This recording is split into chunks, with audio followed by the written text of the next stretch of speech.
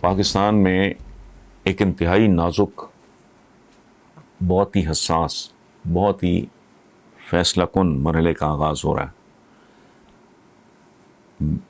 میں آج سے 22، 24، 25 سال پہلے ویورز میں سے جو میرے قارئین رہے ہیں، میرے ریڈرز رہے ہیں یا اب بھی ہیں، بہت اچھی طرح جانتے ہیں کہ میں نے اس ملک میں 2 محاذوں میں بہت جنگ لڑی ہے۔ ایک احتساب، حتیٰ کہ سلمان میرے پاس آئے تھے جو سنگر ہیں، میں نے لکھ کے دیا تھا، بہت پرانی بات ہے، میرا خیال 20 ایک سال پرانی تو ہوگی، انتخاب نہیں احتساب ورنہ خونی انقلاب۔ یہ پی ٹی آئی کو یہ انجیکشن میں نے لگایا تھا۔ دوسرا، میں بہت زیادہ وکالت کرتا تھا یکساں نصاب تعلیم کی۔ اب وہ مرحلہ آ گیا ہے، آج کے لیے زیر بحث ہے، ہمارے چینل پہ، جیو پہ بھی یہ بات ہوئی ہے۔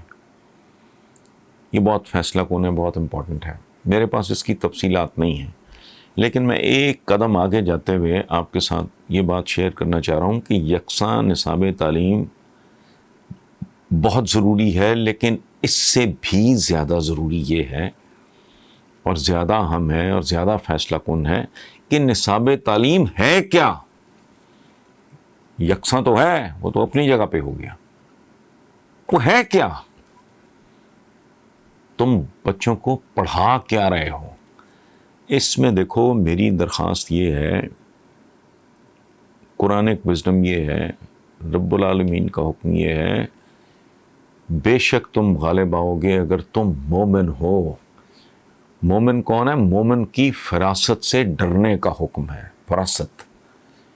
پھر مومن کون ہے؟ وہ جو اپنے عہد، اپنے زمانے، اپنے عصر کے ساتھ ہم آہنگ ہوتا ہے، اس کی ریکوائرمنٹس کو سمجھتا ہے اور اس کو ایڈریس کرتا ہے۔ اس کا مطلب یہ ہوا کہ نصاب تعلیم ایسا ہونا چاہیے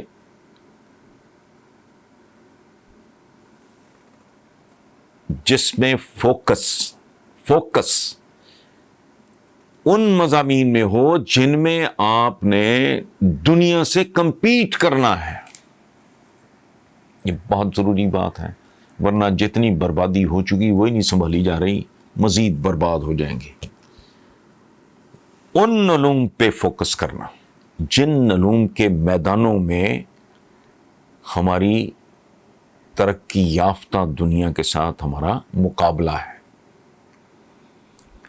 اگر ہم نے اسی طرح بچوں کو مسخ شدہ تاریخ پڑھائی اور مس گائیڈ کیا اور غیر سائنسی علوم پر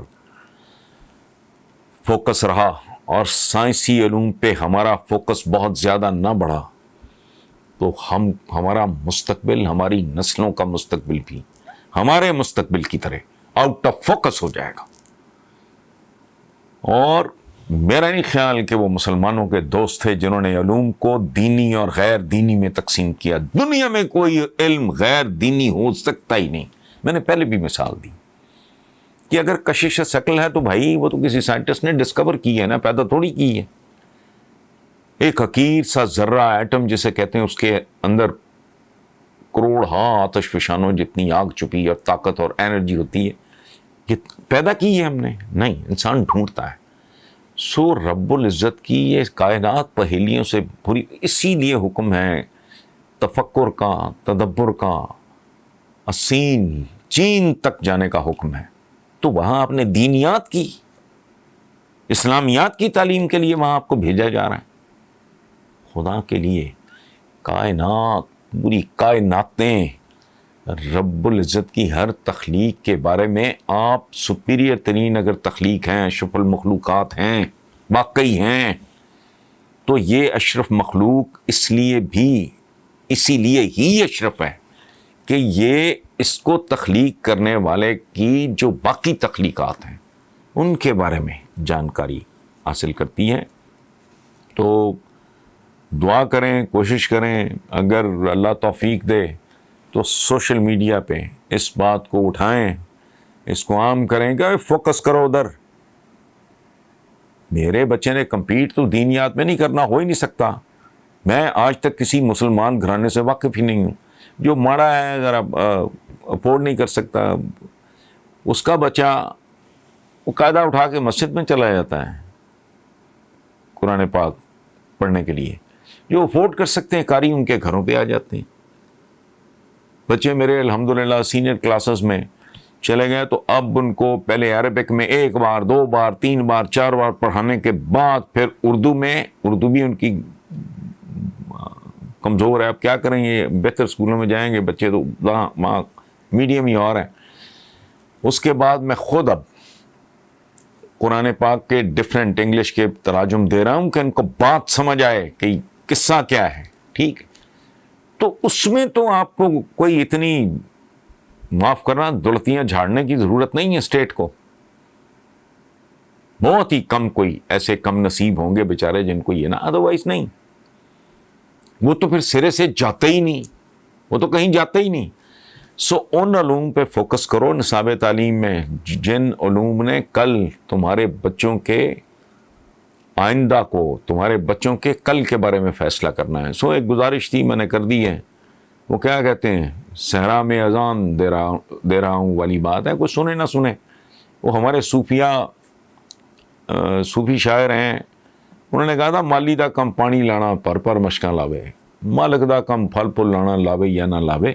اس طرح کی بات جب میں کرتا ہوں اس میں ظاہر مجھے ذاتی طور پہ نہیں، میں ایک اجتماعی دکھ اور درد ہوتا ہے. اس لیے میں کہہ رہا ہوں کہ بھئی ہوش کرو، یہ جو پاپولر باتیں ہیں وہ نہ کرو، پیور سائنسز پہ توجہ دو. اور یہ کسی نے نہیں گھڑی، یہ سب کارخانہ قدرت کے کھیل ہیں. اس کارخانے کو سمجھو، اس میں شریک ہو جاؤ. دنیا مریخ پہ چلی گئی، ادھر یہ ہے جی آٹا مہنگا ہو گیا، تو اس صورتحال کو اس کو توڑو اور اپنے بچوں کے ساتھ، اپنی نسلوں کے ساتھ مت ظلم کرو. اور جھوٹ منع ہے، اجتماعی طور پہ بھی منع ہے. تاریخ بھی غلط اور جھوٹی تاریخ مت پڑھاؤ. مست شدہ تاریخ آپ کو مست کر دیتی ہے. آپ پھر سبق سیکھتے ہو، پتہ لگ گیا کہ ہمارے اسلاف نے، ہمارے بزرگوں نے کہاں کہاں ڈیفالٹ کیا، کہاں کہاں ان سے غلطی ہوئی، کہاں کہاں ان کی حکمت عملی مناسب نہیں تھی. So that you can learn and improve. آپ سبق سیکھتے ہو. دنیا میں خونی تحریکیں اگر مجھے یاد رہ گیا اور مجھے دوستوں نے یاد کرایا، میں ایک ایک کر کے آپ کو ایکسپلین کر دوں گا 2 5 5 6 منٹ میں. ڈھیر ہے مسلمانوں کے درمیان، یہ خارجی اکیلے نہیں ہیں. اتنی خوفناک روشنائی تحریک، تو پتہ نہیں کون بھائی تاریخ، تو پتہ نہیں کون سی تحریکیں ہیں جنہوں نے برباد کیا. کدھر گئے؟ یہ حل نہیں ہوتا مسائل کا. بہرحال تھینک یو ویری مچ.